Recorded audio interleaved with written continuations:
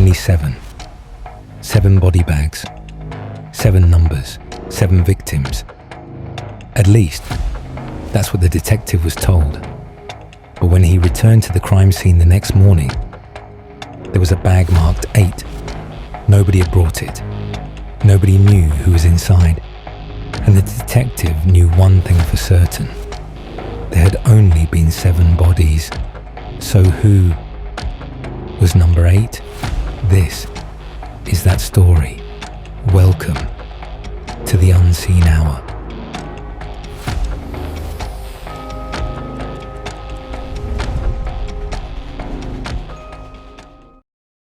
The farmhouse stood alone, nearly 15 kilometers from the nearest village.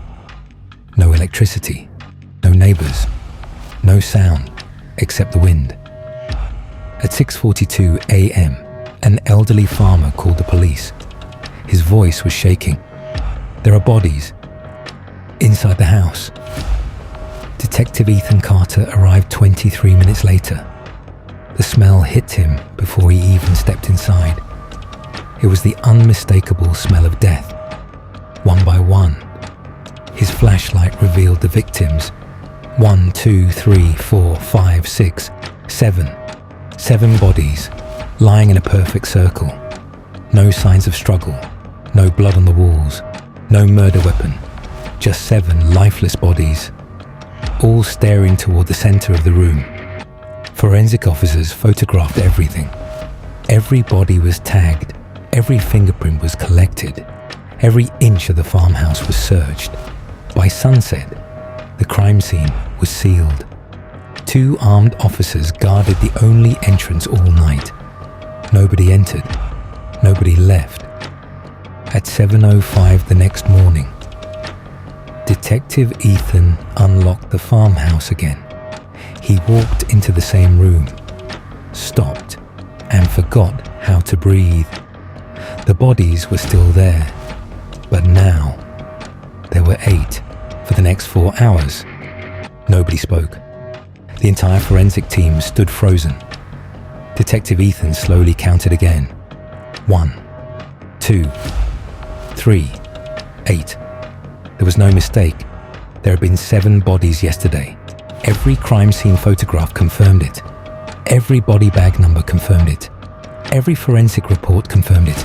Now, there were 8. Chief Forensic Examiner Dr. Sophia Bennett walked into the room. She stared at the new body, then quietly asked, "Who moved him?" "No one," Ethan replied. She frowned. "Someone must have. The farmhouse has been guarded all night. 2 officers, no broken windows, no footprints, no signs of forced entry." Dr. Bennett looked back at the body. For the first time in 22 years, she had no explanation, unlike the other 7 victims. Body number 8 looked peaceful, too peaceful.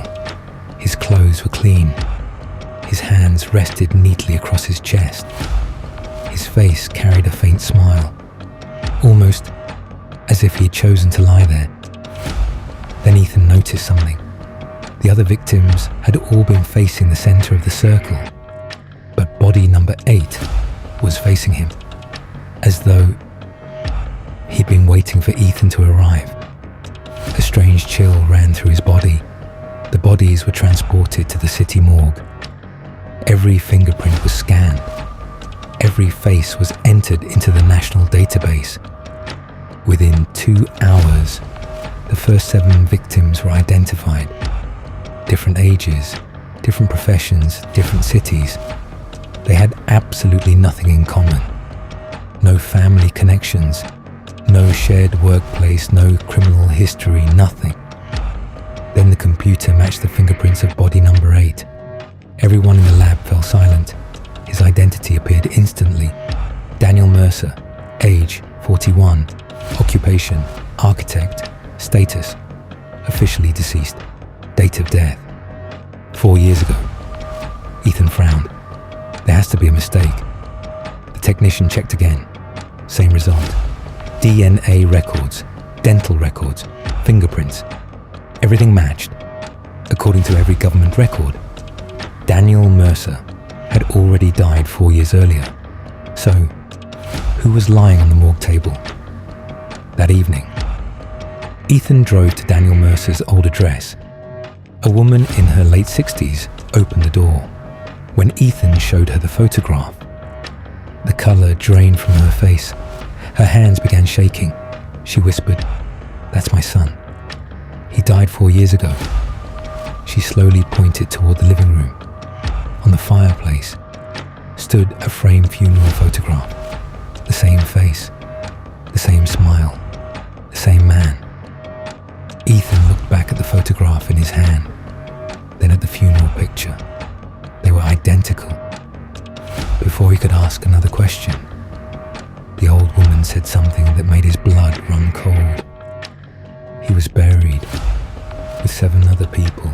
Detective Ethan stared at the old woman. 7 other people? She slowly nodded. There was a terrible accident. 4 years ago, a small tour bus disappeared while driving through Black Pine Forest. For 3 days, nobody knew where it had gone. She closed her eyes. They finally found it, at an abandoned farmhouse. Ethan's heartbeat quickened. The same farmhouse. She nodded. Yes. Back at headquarters, Ethan searched the archived case. The screen loaded a faded newspaper article. 8 people found dead inside abandoned farmhouse. His eyes widened. 8, not 7. He quickly opened the old crime scene photographs. There they were, 8 bodies, lying in the exact same circle, the same positions, the same room, the same farmhouse. He whispered, "This is impossible." He grabbed yesterday's photographs, then placed them beside the 4-year-old images, one by one. He compared every victim. Victim 1, same. Victim 2, same. Victim 3, same. Until he reached the last photograph. Yesterday, there'd only been 7. Today, there were 8, exactly matching the picture taken 4 years ago. The circle had completed itself. Ethan immediately drove back to the farmhouse.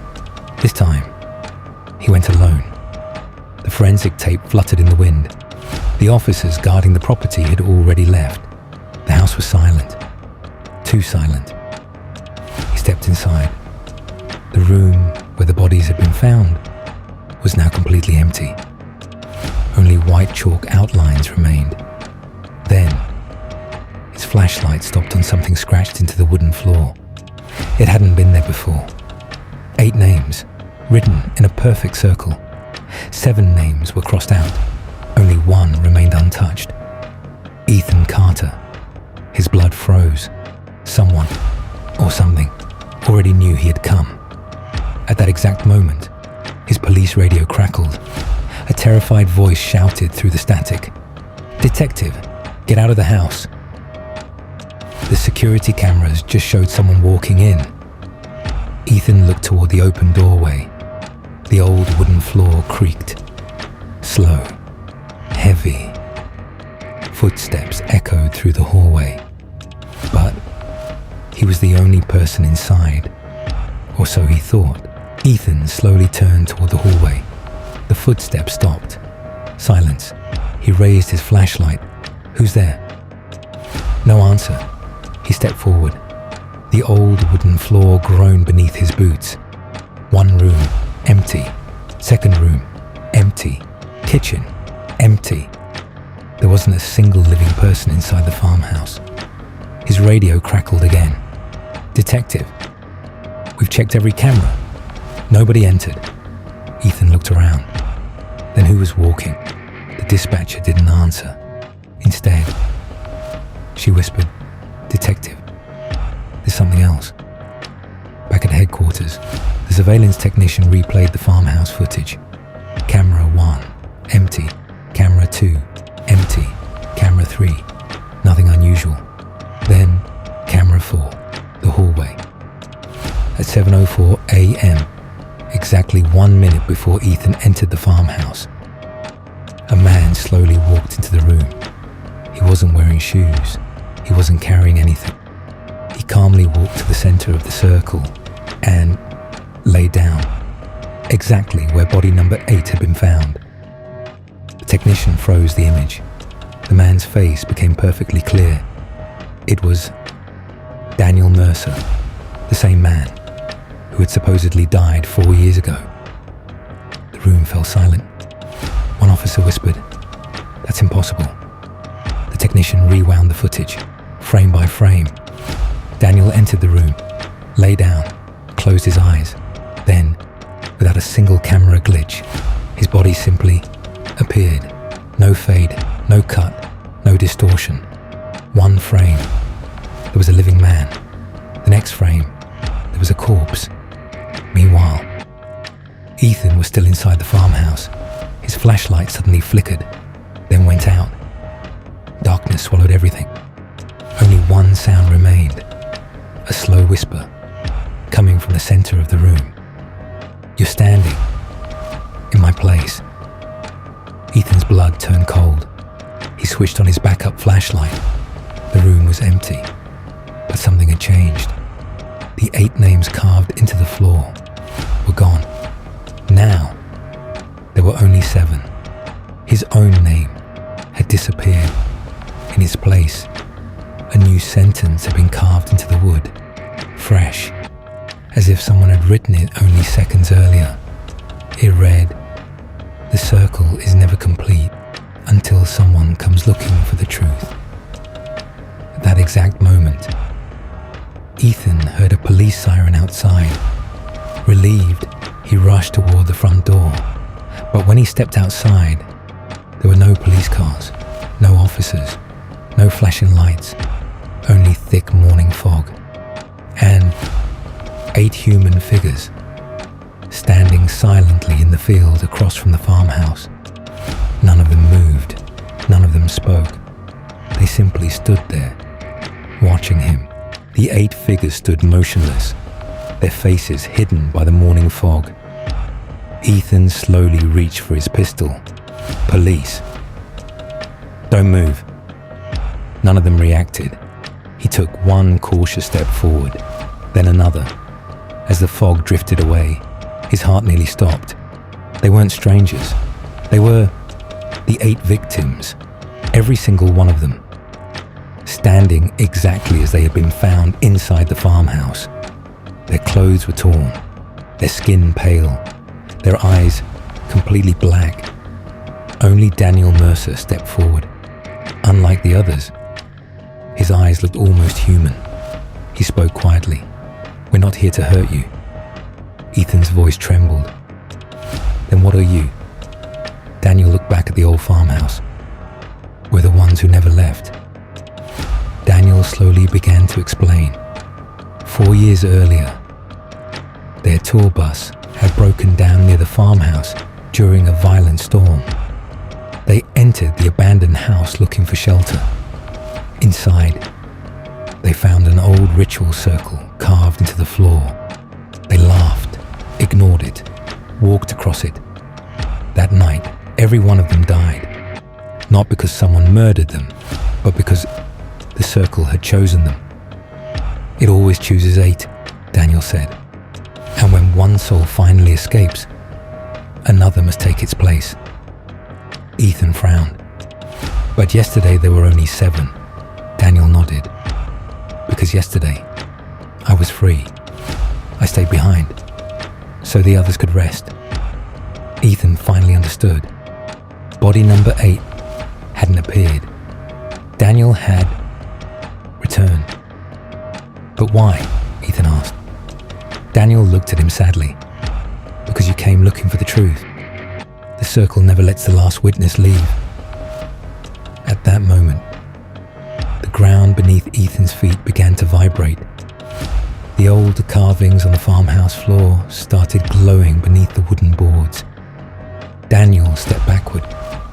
The other 7 figures slowly faded into the fog. "I'm sorry," he whispered. "I delayed it as long as I could." Ethan suddenly felt an invisible force pulling him toward the farmhouse. He fought with everything he had. He grabbed a tree. The bark tore beneath his hands. Still, the force dragged him closer. Then, Daniel did something unexpected. He stepped into the glowing circle himself. The light exploded. The pulling stopped instantly. Daniel looked at Ethan one last time. For the first time. He smiled, a real smile. The dead should protect the living. The light swallowed him. Everything disappeared. Silence. When backup officers finally arrived, they found Ethan unconscious outside the farmhouse. The building was gone, not burned, not collapsed, gone. Only an empty field remained, no foundation, no road leading to it, nothing. The official investigation concluded that Detective Ethan had suffered hallucinations caused by exhaustion. The case was closed. Months later, Ethan couldn't forget Daniel. One rainy evening, he visited the town cemetery. At the end of the oldest row, he found 8 graves. 7 headstones were weathered with age. The 8th looked brand new. It read, Daniel Mercer. He chose to stay, so others could leave. Ethan placed a single white flower on the grave. As he turned to walk away, the wind gently whispered behind him, "The circle is broken." He looked back. The flower was gone. Only fresh footprints leading away from the grave and disappearing into the darkness. That was the unseen hour. A story about a mystery that began with 7 bodies, an impossible 8th victim, and one man who chose to remain trapped forever so that strangers could live. Some heroes wear badges, some wear uniforms, and some are remembered only by the people they saved. Subscribe to The Unseen Hour. A brand new story is coming very soon. And remember, sometimes the most terrifying crime scene isn't where someone died. It's where someone refused to stay dead. Good night.